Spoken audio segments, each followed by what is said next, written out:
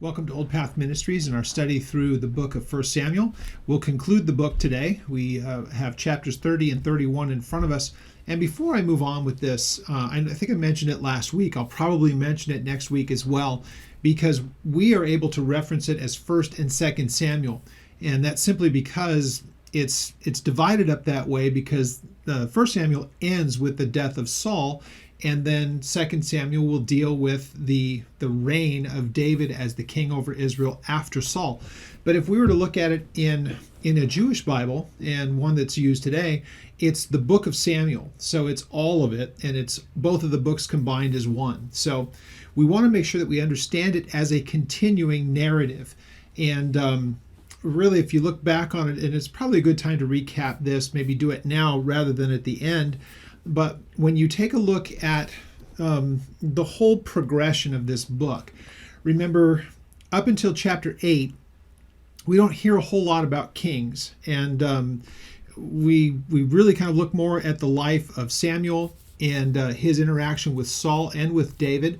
And so what has transpired at this point is Samuel comes to the people. They wanted to leave the era of the judges, though Samuel served very much in the way that the judges did. But for whatever reason, the people had kind of taken to the idea of being like the surrounding nations and to have a king who would reign over them. Now, that should have been their first indication that there was a problem. Whenever you want to be like the rest of the world, you know it's not going to have a good result. Yet they couldn't be convinced of such a thing. If you go back and you read it, 1 Samuel 8, you'll see that everything that there is to know about this king and how he's going to interact with the people, and really it was going to become kind of the problem that would follow them through the rest of the line of the kings, whether it was the united kingdom, which was, Saul, and then into David, and then to Solomon. But after Solomon's death, it splits into two, and there's the northern tribes and the southern tribes. And really it becomes just a mess of really bad kings, but for a handful of decent ones. So with all of that said, this is not how God wanted them to be governed.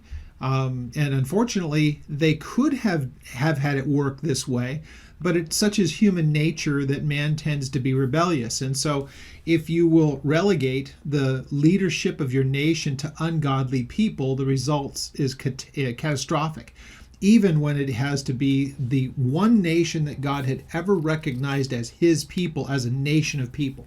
So this is the era of history that we're looking at. Let's remember again, the progression of this is from the time of the regathering of the people back into the nation.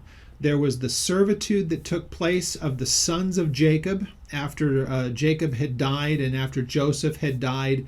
And so all of those sons of Jacob, the tribes that were known by their names of those 12 tribes, they grew up in Egypt to the point where they became slaves or servants in Egypt.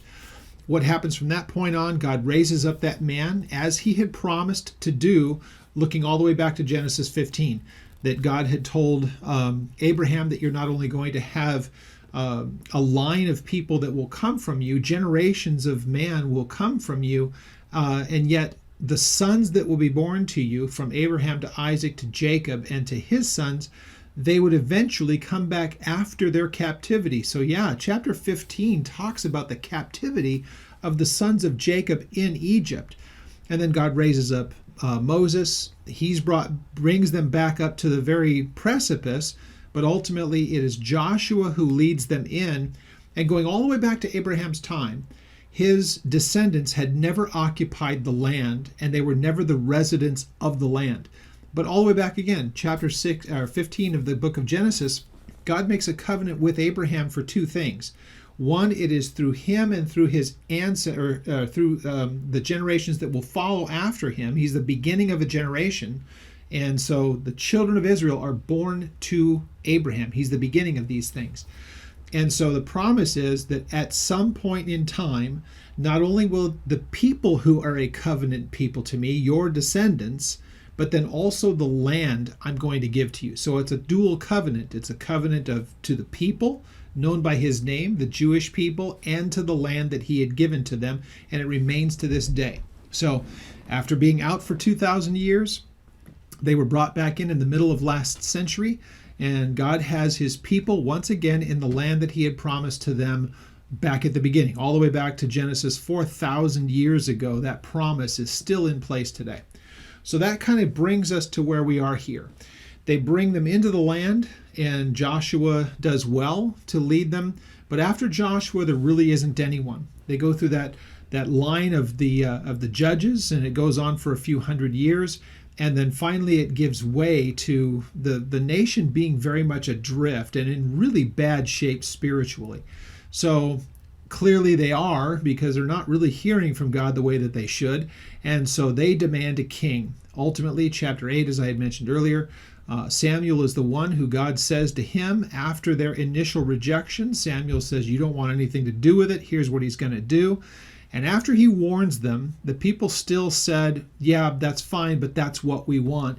And it was God saying to Samuel, okay, well, their rejection, Samuel, don't take it personally, my paraphrase.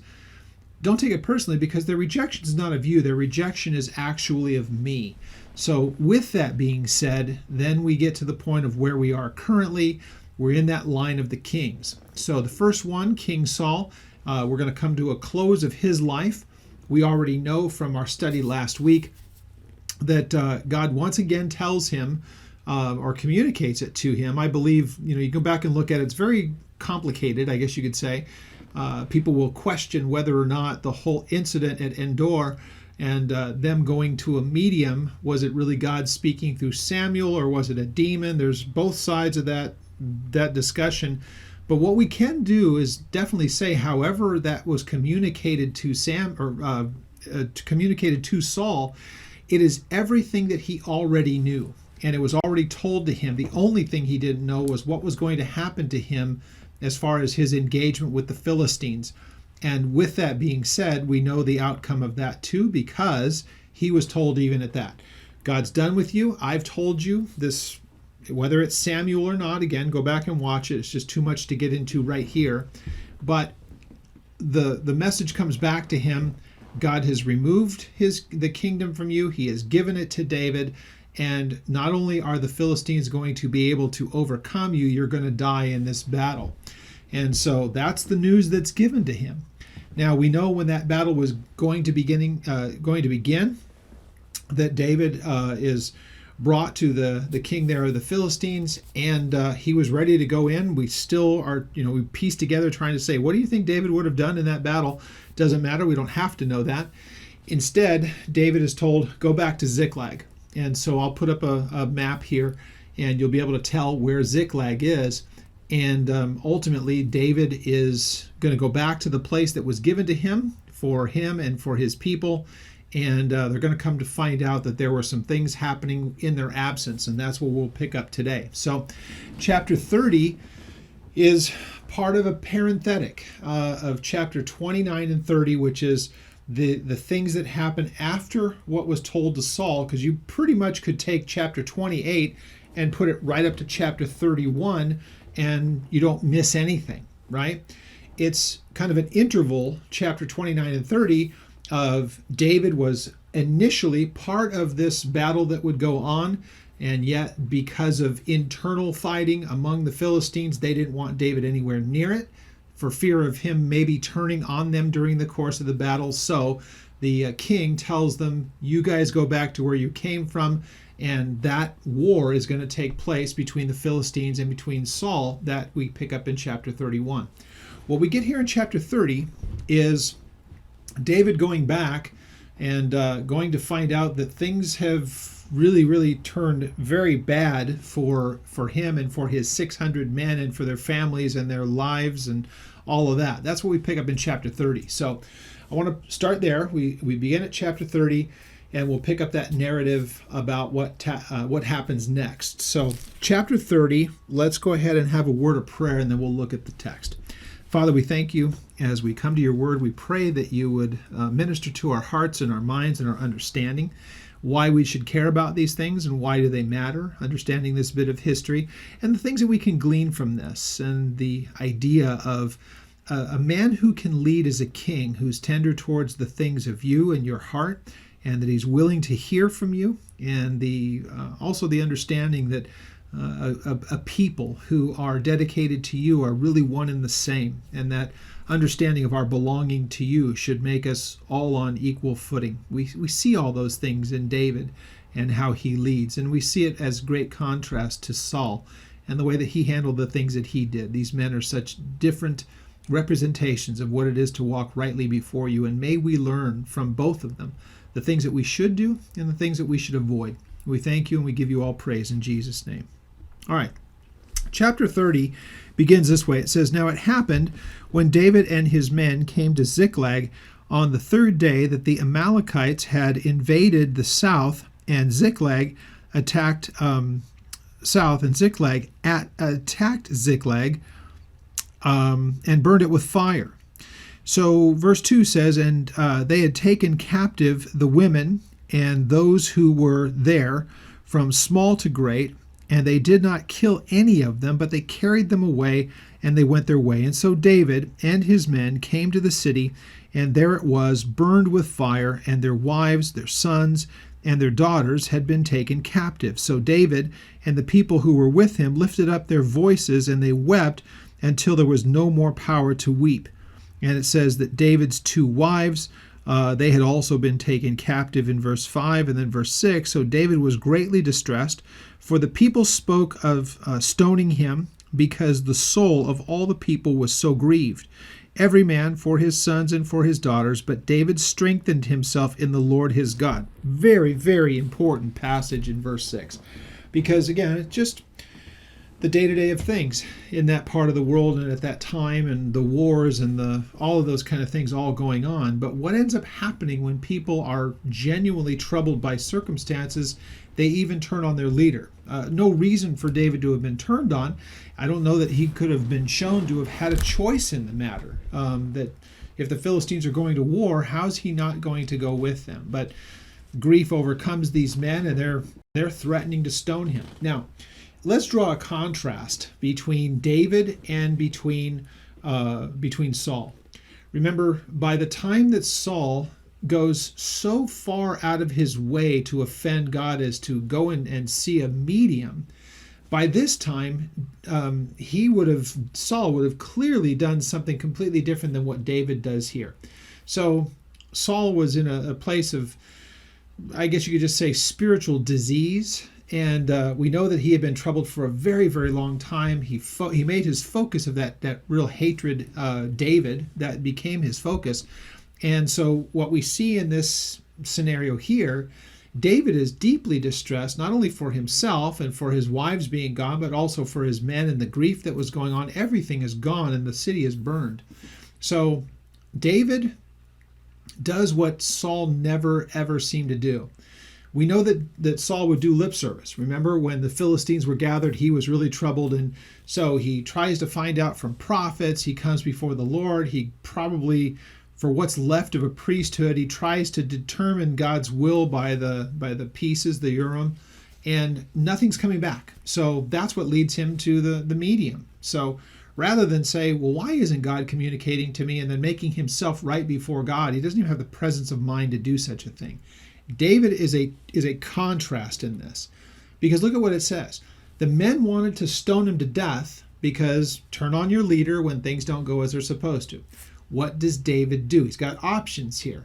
He can try to figure it out on his own. He can let there be war between he and his people. He could do a number of different things. It says right here very simply what we would expect of David.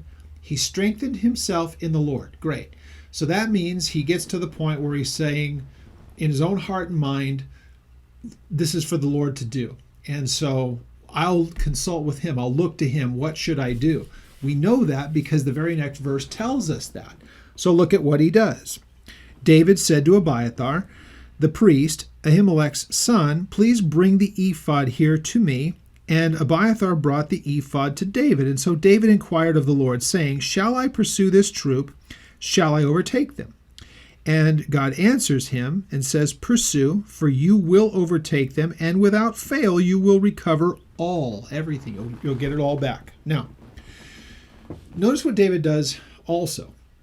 And it's a pattern with him. I know that there have been a couple of other times in this study of 1 Samuel that he's done the same kinds of things. David was not content to say, should I go? He asks for some real specifics. Look at how he asks. Shall I pursue this troop? Question 1. Question 2, will I overtake them? So first of all, will I go, but then will I be successful? He wants to know that. Because if God would say, well, you'll go, but you'll not be successful, I'm sure David would have said, why would I not be successful? Is there something that I should know? David's going to probe. He's very, very careful to say, I want to know God's will, but I want to know the whole of God's will. And boy, if there's ever anything that we should learn, that's one of these great, great lessons that we learn from David. With whatever faults we want to go ahead and put to him, and there were plenty of them, what we do know is that this was a man who passionately lived his life to be pleasing before the Lord. And it's an admirable thing about David, one of the things that's so admirable about him. But with all of that said, at the same time, we want to be able to take notice and say that David, with all the faults, he was always wanting to make sure that what he was doing was pleasing and right before the Lord, especially when he was faced with things like this. Those momentary horrible ideas that he had and those passions that overtook him were different than these kinds of things, because here David sees a monumental problem. It's not just one of those quick decision type of things that would get him in trouble. This is something that's much bigger than that. We're in total distress. These 600 men are just distraught. Now our wives and our children and our families, they're just gone. What do we do? And so here, the men aren't asking that. David's asking that. So he inquires of the Lord. And he asks again those two questions. Do I pursue them? Will I overtake them? God answers both. Yes, pursue them and you will gain it all back. I'm going to give it all back into your hands. Okay. So David, as he has already understood this, though he had had his moments of doubt, I'm going to die at the hands of Saul. Remember that? Over and over, every time that he would ask of God questions, not only would God answer him, but he would answer him in the specifics as David had asked him. So there's this cool relationship that there is between the Lord and between David, and it works the way that it's supposed to work. It's just such a neat thing to watch. So David went, he and his 600 men who were with him, and they came to the brook Bezor, and where those stayed who were left behind. But David pursued, he and 400 men, for 200 stayed behind, who were so weary that they could not cross the brook Bezor. Now, here's what has taken place. Remember, let's rewind a little bit. From the time that he was sent back from what would have been the battle starting at Aphek up in the north, it was 3 days later, it tells us. So they're wearied from this, plus there is the grief and everything that's overcome many of them, and they start in this pursuit. So it's days after the events, and some of these guys are just worn out from what it took to get to where they were, plus other things. And so a third of their force stays behind with all of their supplies at this brook, and the other 4 continue on. So, verse 11. So they found an Egyptian in the field. They brought him to David. They gave him bread, and he ate, and they let him drink water. And then they gave him a piece of cakes of figs and 2 clusters of raisins. And so when he had eaten, his strength came back to him, for he had eaten no bread nor drunk water for 3 days and for 3 nights. Basically, the amount of time that it took for David to get from the north back down to the south at the same time. So that same interval of time. But this man had been basically abandoned. And so as they come upon this guy, they ask him a few questions. They give him something that would help sustain him. Again, 3 days without food and water is 3 days without water is like that's when you start to get into some serious distress physically. So David asks him in verse 13, to whom do you belong, and where are you from? And so he said, I am a young man from Egypt, a servant of an Amalekite, and my master left me behind because 3 days ago I fell sick. So not to be held back by people, but doesn't this just tell you how disposable humans view other humans' lives? Things don't change, do they? We're talking about 3,000 years ago is when all of this is taking place. So this is just, again, typical.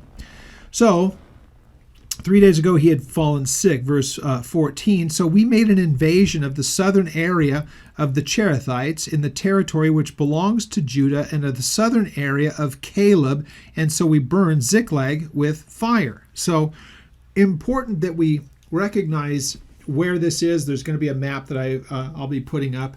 Actually, I put it up earlier. And you'll be able to see where all of this kind of takes place. But just think of it this way. It's to the south. It's below Jerusalem, kind of almost on that parallel, but that's kind of the area. So it's south in the nation of Israel, below Judah, or in Judah, rather, below Jerusalem. So, verse 15, so David said to him, "Can you take me down to this troop?" So he said, "Swear to me by God that you will neither kill me nor deliver me into the hands of my master, and I will take you down to this troop."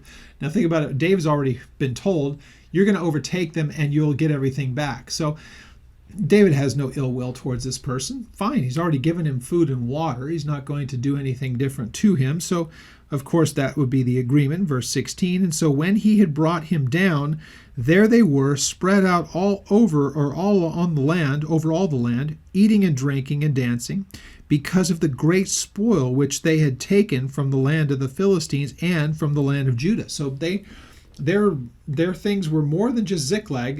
They've taken possession both from David and from his people and other places in Judah, and also from the Philistines as well. So when David takes them over, he's not just going to get back everything that they own, but everything that these guys, the Amalekites, had taken in all of whatever they had done and all of their pillaging. So this is what they see there. So it tells us in verse 17, "David attacked them from twilight until the evening of the next day, and not a man of them escaped except 400 young men who rode on camels, and they fled." So the only ones that got away were those who could get on animals that ran faster than humans, but everybody else gets taken out.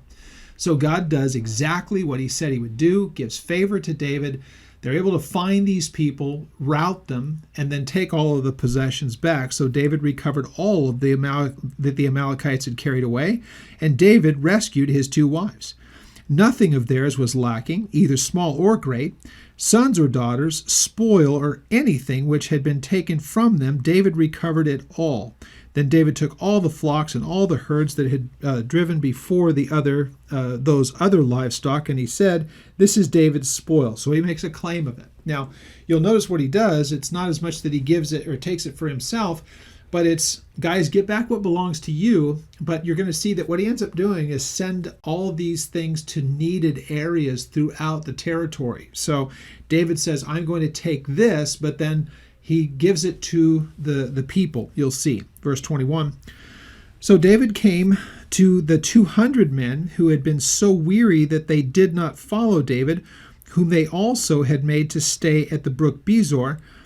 So they went out to meet David and to meet the people who were with them, and David came near the people and he greeted them." Now, what we're going to find here, there's part of it that's kind of interesting. It wasn't that they stayed behind because of cowardice. Nothing that we see here says that. It just says that they were wearied. Now, these are not people who were afraid of these kind of things. They've been with David for a while, these same 600 men. So it seems like since David doesn't look at them as anything other than guys that were just not well enough to travel, but notice what they were able to do. By leaving these guys there, they left supplies behind that would end up bogging this other 400 down. So there was a benefit to this in some ways. And again, since it was God who was ultimately going to deliver these men and give them all of their possessions back, 400 is plenty for that. And so they're able to leave all these things behind with the men. David does not look at them as anything less than the 400 who went in.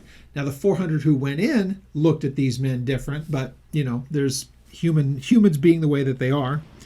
Notice these people are referred to as, in verse 22, "Then all the wicked and worthless men of those who went with David answered and said, Because they did not go with us, we will not give them any of the spoil that we have recovered, except for every man's wife and children, that they may lead them away and depart." Now, interesting, because it doesn't say that all 400 of these. It just says that some of these worthless men. So they come back and they say, well, wait, if these guys didn't go with us, we'll let them have their wife and kids back, but nothing else. And there's even this idea that we're going to separate over this. Well, David doesn't view them that same way. And so David says this. David said, "My brethren, you shall not do so with what the Lord has given us, who has preserved us and delivered us into our hands, the troop that came against us." So David puts things in their proper perspective. Whoever it is among this 400 who had this opinion that we're not going to give any of these guys our stuff because they weren't with us, David said, who gave it to you in the first place? You think we would have overcome all of those guys if it wasn't that God delivered them into our hands? David's basically saying, get a little perspective, guys. This is not for us to keep because it's not because of us that we have it. It's because God delivered them into our hands. And so this is really a thing that David says to their shame. It's a really good thing to do. Paul says it in some of his writings where he basically says, I'm saying something to the church here that they should know otherwise, but for reasons that he has to, Paul says, I say these things to your shame. Like, you should know this stuff, but because of the corruption of your own heart, you're not seeing it. This is kind of a very similar thing here with David. David's like, what you're saying is shameful. There's no reason to treat them this way. God gave us all of these things, not because of us, but because of him. So David says this, and then verse 24, for who will heed you in this matter? But as his part is who goes down to the battle, so shall his part be who stayed with the supplies, and they shall share alike. And so it was from that day forward. He made it a statute and an ordinance in Israel to that day. So again, remember, if you really stop to think about it, just apply a little common sense to it. They've been through some pretty heavy battles before, and it makes you kind of wonder how many of those guys of the 400 may very well owe their lives to some of the 200 that were left behind. So they've been in this as these 600 men for some time together, and they've engaged in a lot of different battles. So it's not as though, as I had said earlier, it's not that there's a problem with cowardice. It was a matter of physical things, but they were able to lighten the load for those 400 by holding all of the supplies. Makes them much more nimble, but long and the short of it, God's the one who gave them the victory. And so David is able to say, look, we're one people here. So we're going to treat it as one people regardless of how we came upon it. God's given it to us in the first place. And so he makes this an ordinance. It's going to be this way going forward. So verse 26 says, now when David came to Ziklag, he sent some of the spoil to the elders of Judah and to their friends, saying, here is a present for you from the spoil of the enemies of the Lord. So you can read from basically verses 27 all the way through verse 30, and it shows you that all the different places, feel free to go ahead and look up all the areas, but this gives you kind of an idea of how much they were able to take. And David says, consider this a gift to the people of God. It's a way of him saying, as king, I'm going to make sure that what God has given to us gets shared among the people, because they're all in this together. So this idea of a common bond that they would share because they're the children of Israel, David understood that better than anyone. He was really good as a king about this kind of thing. These were his countrymen. It didn't matter what tribe. It's let's minister to the people that are there in that immediate area. These are the big population areas, if you will, in that vicinity where you see all of these places. You could take a look at the various locations. So it says, and those who were in Hebron, to all the places where David himself and his men were accustomed to rove. So this would be the area where David was most commonly involved. Now, again, it would be an easy thing for David to do by saying to everyone there, all right, guys, take what belongs to you that was taken at the plunder, and I'll give you a cut of this, but the rest belongs to me. He basically does that. Let the guys keep their spoil, let them have their family back and whatever it is that they've, encountered, but then the rest of this is going to be spread out to the people who support us. And so those people who make it possible for us to do these things. And so David gives it back to the rest of those people. Now, chapter 31 says this. Now, the Philistines fought against Israel, and the men of Israel fled from before the Philistines, and they fell slain on Mount Gilboa.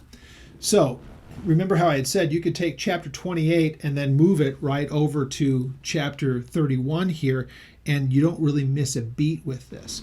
Now, what I would ask you to do, if you haven't had a chance to do it, go back and take a look at last week's study because there was a map there. But we'll take it this way: as the Philistines would come, they're coming up from the south, but on the west coast of the Mediterranean. That's their area, and they would come in an arch-like way, and then they'd come down the Jezreel Valley, and they would end up at Mount Gilboa, which is at the far end, the southeastern end of the Jezreel Valley before they get to the Jordan River. So it's a lot of area that's shown there, and it's kind of like they retreat back that way. Now, if you look back through the history of things, the area of Gilboa is significant for a number of reasons. Because this spring, there are several of them that I've heard about. I've only seen one of them, but natural springs where water comes up out of the ground. Now, the place that we go to give people an understanding of what this looks like is a place called En Harod. And En Harod is one of those places where water comes up, and there are other natural springs in the area. Water comes up out of the ground. And this is the place, that area is the place where Gideon would have had his whole thing with the Midianites. So during the time of the Judges, this is one of those places. So Gilboa it's not just one little, mountain in the middle of everything. It's kind of a mountainous range. Gilboa is where this all would have taken place. Now, you're going to hear mentioned also that they carried away the bodies of Saul and his sons to a place called Bet Shean. And today, when you go and visit Bet Shean, it really is more from Roman times, but it's an area that is very close, again, like I say, to the Jordan River. So it has very ancient background to it. Again, if you're thinking about when the Romans would have built it, and when it would have been it was one of the Decapolis cities. In fact, take a look at those, and the cities of the Decapolis, those are the 10 cities of Rome in that part of the world, but Bet Shean is the only one that was built on the west side of the Jordan River. The rest of them are in Jordan and Syria. So when you think of Bet Shean, we always think of it more as the Roman city, one of the Decapolis cities, and the ruins are Roman. But think about this, all the way back to David's time and the death of Saul, this is where the Philistines would have taken him. So keep that in mind as well, because we usually think of the Philistines as being just along the coast of the Mediterranean, about about halfway up the nation and then down all the way into Egypt. That's kind of the area, and just a little bit inland is where we know the Philistines would be. So by this time, they're all the way on what is the eastern border of the nation of Israel, close to the Jordan River. So that gives you an idea where they had their influence, and David is going to have to contend with this and ultimately subdue the Philistines, in the end. But during Saul's time, for reasons that are, I think, obvious, Saul was not a man who was walking rightly before God, and so the nation suffered as a result of it. And this is a great indication of that. So again, good for you if you can. In addition to whatever maps I put up here, they're very easy to find. Just pick out a name or two of the places here and look up a map of Bible maps of these places, and it gives you an idea. All of this happens in a very small part of what is a very small nation. So it's not a huge thing. In fact, like I've said, if you're on the northwesternmost portion, Mount Carmel, of the Jezreel Valley, you can see Gilboa on a clear day. It's at the other end of that valley. It's the Valley of Armageddon is what we call it, or the hills of Megiddo, Har Megiddo. So it has a bunch of different names: the Valley of Armageddon, the Jezreel Valley, the Valley of Megiddo. It's all the same territory, and beautiful area, by the way. It's one of the places that we go to in our first full day when we're in Israel, looking at all of the sites. We go to Carmel.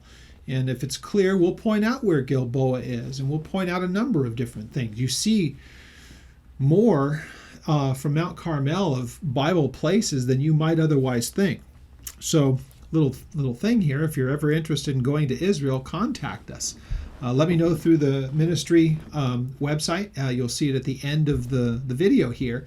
But contact us, and I can send you information about the trips that we're doing. Hopefully we have one going in April of 2021, but I'd like to do it every year as we have in times past, depending on what the world in COVID looks like. So with all that said, let's get back to chapter 31. It tells us that the Philistines fought against Israel, verse 1. The men of Israel fled before the Philistines, and they fell slain on Mount Gilboa. Then the Philistines followed hard after Saul and his sons, and the Philistines killed Jonathan, Abinadab, and Melchishua, Saul's sons. So those are the three sons. We know a lot about Jonathan, but these other sons. So basically they take out Saul and these sons, the kind of the line of Saul. So it says, now the battle became fierce against Saul. The archers hit him, and he was severely wounded by these archers. And so Saul said to his armor-bearer, "Draw your sword, thrust me through with it, lest these uncircumcised men come, thrust me through, and abuse me." But his armor-bearer would not, for he was greatly afraid. Therefore Saul took his sword and fell on it. Now, Saul's concern, he realizes, he's already been told. Remember when he was consulting the medium? He was already told, you're not going to survive this battle. So he realizes that his wound is pretty grievous. He's not going to be able to continue on. What he didn't want is when the Philistines showed up for him to still be alive. And the abuse that he's expecting is the humiliation, beating, or whatever they could do while he was still alive to just really humiliate him. Wanted nothing to do with it, so he tells his armor-bearer, "Kill me here." The armor-bearer, this is the king. Who can, how on earth would I do that? You can see he's not interested in doing so. So Saul kills himself, falls on his sword. It just means he runs himself through. Of course, in verse 5, when his armor-bearer saw that Saul was dead, then he also fell on his sword, and he died with him or alongside of him. So again, what a grievous thing. What a horrible end to what should have been something different. Now, before we read the rest, let me go back and again recap this, because it's really good if we want to try to understand the kings. What we have in the person of Saul is the man that was of man's choosing. He looked the type. God had selected him, but the people did as well. So it was more, this is what the people wanted. God allowed them to have what they wanted. Remember, God didn't allow them to pick the next one, because God's going to give them a man of total contrast here. Now, we can say this. God did not want them to have a king. Is it because God hated that form of government? I don't believe that that's necessarily the case. What he knows is that it is human nature to abuse that kind of just unilateral, total, complete power that a king would have. And we see that the kings abused that power terribly, especially and more so. The more that they took their eyes off the Lord, the more horrible they were as kings.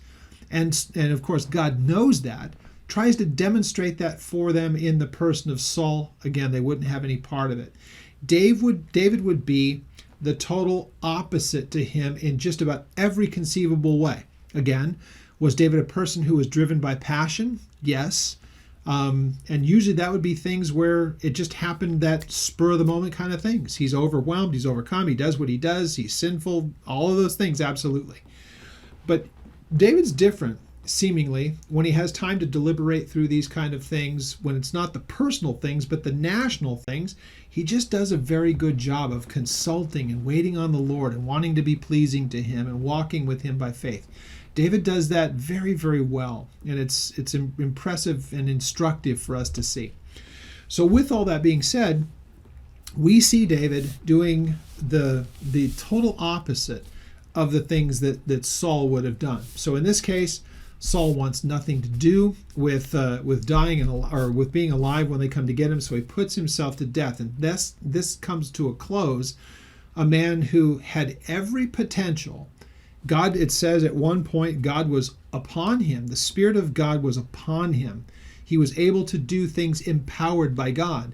But that reached a point of madness not long after, because Saul, the man, takes over and becomes everything that God had warned them about. Now, again, this is a big debate in theological circles, because God says this is what the guy's going to be like. Some would say God caused him to be that way. I totally disagree with that, because that makes God just cruel. Creates people just to ruin them. It just makes no sense whatsoever, especially when you read the Old Testament, the whole God picks and chooses Calvinist line of things, you may be able to make the case from a few verses in the New Testament, but it's not the way that God works in and through his people, especially in the Old Testament. Calvinism doesn't work hardly at all. It doesn't work at all. It doesn't work at all anywhere. But it doesn't work at all when you look at it in the Old Testament sense, because God is all too often saying to man, here's an offer, do this and you'll be well. Don't do it and you're going to fail. So God gives them the option. Anyway, topic for a different day. So, verse 7. Now, the men, and when the men of Israel who were on the other side of the valley, and those who were on the other side of the Jordan, when they saw that the men of Israel had fled, and that Saul and his sons were dead, they forsook the cities and they fled, and the Philistines came and they dwelt in them. So when the people who were watching this, and again, this is in a valley where it's easy to see those things, you'd be able to see, if it's a large force, you're going to see one side of the army living or dying, and the surrounding mountains and the areas, you'd be able to watch this. So as they see the Philistines overcoming the armies of Israel, the people realize this is not going to end well, so they just flee out of the area, and now the Philistines are going to occupy that whole part of the area. An incredibly fertile valley, really, really beautiful area, and so of course, why wouldn't they want that? It's gorgeous, and it's fruitful. So verse 8, so it happened the next day when the Philistines came to strip the slain, that they found Saul and his 3 sons fallen on Mount Gilboa. They cut off the head and they stripped off the armor. They sent word throughout the land of the Philistines to proclaim it in the temple of their idols and among the people. And so then they put his armor in the temple of the Ashtoreths, and they fastened his body to the wall of Bet Shan.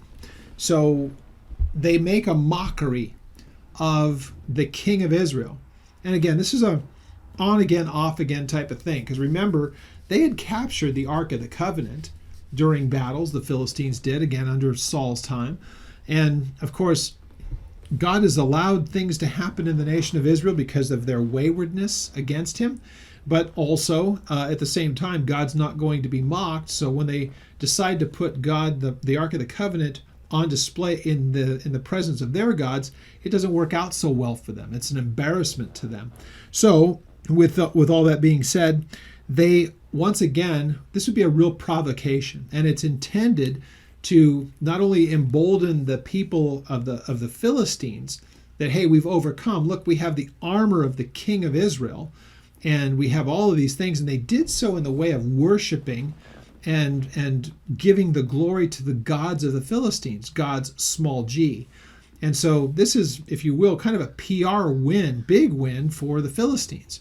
So not only do they occupy the land, they're able to take of the cities that are there all of the spoil. They're able to put the armor and then put on the body in display of Saul and of the sons. So what a horrible situation this is. Now, the Philistines obviously don't realize that David is going to be the next king, and the rest of their lives are going to be pretty miserable because God works through David, but he puts an end to Saul, or allows the Philistines to put an end to Saul. Really an interesting thing when you stop to think about it, how often, though Israel is God's people, when they're in a place of rebellion, God will use these pagan nations as an arm of judgment against them. Now, we know that he did that with the Egyptians, but the Egyptians took it so far over the top that God ended up judging the Egyptians for what they did. And so, though God chastised his people, and while that was happening with them, God is giving the inhabitants of this area that we're talking about an amount of time to where God would no longer look the other way on all of their wickedness, and he begins to judge them. And he uses his people as an arm of that judgment. But on the way out of Egypt, God basically, for our perspective to look at it, God says, you've had my people for 400 years and you've treated them poorly. I'm going to give them their back wages, and they take great plunder leaving Egypt. They're able to bring it forward with them into the land of Israel, and that's where we are here currently. Unfortunately, once in the land, once again, mankind being like he is, turns to a place of rebellion against God to the point where there aren't prophets really much speaking, and then God raises up Samuel at the end of the time of the judges. And even as you go back and look at the judges, they weren't all that great, but they were the ones that God used. Now they come to a place of choosing another bad idea. Let's have a king. Okay, that's going to really plague them for the rest of their history until the line of the kings is done. But even after that, they're going to be the servants to the Persians and then ultimately to the Greeks and the Romans. And you just see their history is really, really tough because they never really grabbed on to everything that God had promised to them for any real length of time. It was just an on again, off again, up and down, ebb and flow kind of a life that they had. So they did all of this. They put it all on display. They mocked the people of God by putting their king on display, cutting him up, sending pieces of armor and everything else, and then honoring their gods as though their gods had given them victory. So when the inhabitants of Jabesh Gilead heard what the Philistines had done to Saul, all of those valiant men, they arose and they traveled all night. They took the body of Saul and the bodies of his sons from the wall at Beth-shean, and they came to Jabesh and they burned them there. Burned them there. So they took their bones, they buried them under the tamarisk tree at Jabesh, and then they fasted for those 7 days. It's kind of a monument tree that was there at the time. So thus closes the life of Saul, the first king of the nation of Israel. Now, when we get together and we take a look at chapter 1 of 2 Samuel, it's the transition. It goes from Saul then to David, and we'll begin to examine the life of David. We'll find very intriguing things about him. The promise of Messiah is given to David as a forever promise to him of a dynasty. That's really wonderful, but we're going to get into the things with Bathsheba and all the rest of that. It's just, it's the ups and downs of David, the things that he does so well. And when he does well, he does really, really well. But for those momentary lapses where he does just dumb things, the consequences are so horrible. But we do find so much about the character of David, and that's more important than looking at the momentary things. You can look back at the entire lives of these men and just say how different David was from Saul. And what was it that motivated them? David wanted very much to be pleasing and have his relationship with the Lord right. He cherished and cared about those things. Saul seemed very much like that self-seeking, self-serving kind of a person, and we can see the resulting effect that it had in both of their lives. So we'll be able to contrast that. Remember, Samuel's long since gone.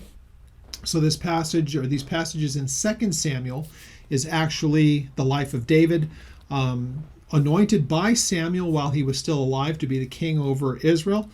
But there were a number of years from when he was anointed king to when he actually became king, and that happened at the death of Saul. So really interesting as we go through this. Again, it'll be 2 Samuel, but let's remember it's a continuing narrative, and I'll make mention of that when we get together next week at the beginning of 2 Samuel. I hope you're enjoying your study through this. Fascinating things. We learn so much about how God does things through his people and with his people, and how it is to stay right before him versus the mistakes. It's always good to know the difference between those two so that we don't repeat the bad things, but we do repeat the good ones. So with that, we'll pick it up next week, 2 Samuel. If you have any questions or anything that I've mentioned during the course of the study here, feel free to contact us through the website, which is oldpaththeology.net, and you can send us an email if you have any questions with that. And as far as watching the videos and all of that, you can either watch the videos or download the audio from our website, Old Path Theology, or as you see, they're on YouTube as well, and you can watch them there. Subscribe to the channel if you haven't already done so, and then you can be notified if you get notifications and you have that option, and you've activated that option. You'll know whenever it is that we are putting up new content. So with all that said, we pray that the study through God's Word is beneficial to you, and that you continue to grow in your knowledge of him because you take time to study his Word. And he reveals things to those who seek after him. The Bible tells us that he's a rewarder of those who diligently seek him. So until next week, I pray that God blesses you as you study his Word and as you grow in your understanding of him through his Word. God bless you.